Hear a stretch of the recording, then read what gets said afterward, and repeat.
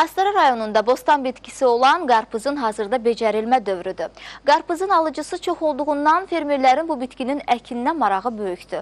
Lakin rayonun əkin sahələrində miqrativ problemlərin olması təsərrüfatçılar üçün bir sıra çətinliklər yaradır. Sahibkar Rafiq Əsədullayev bu il 10 hektardan çox ərazidə qarpız əkib.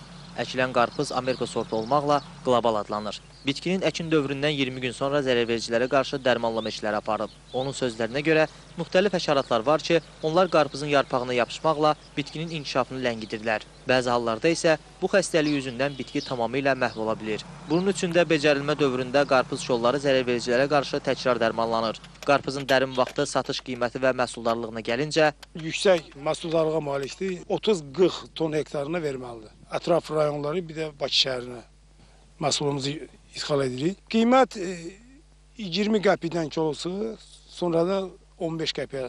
Təsərrüfatçı əkilən qarpızın hər hektarına görə dövlət tərəfindən 50 manat subsidiya alır. Lakin fermerə agrotexniki qulluq dövründə aqrolizing tərəfindən gübrə verilməyib. Səbəb isə idarədə gübrənin bitməsi göstərilib. Fermer də gübrənin kiloqramını bazardan 12 manat 50 qəpik əldə edib.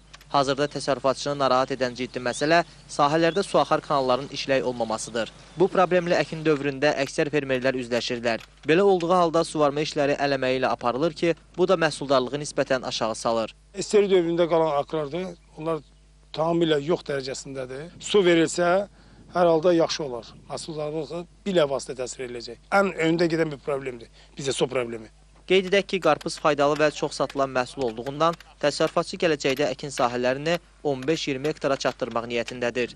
Eyüp Məmmədov, Vüsal Yaqubov, Astara.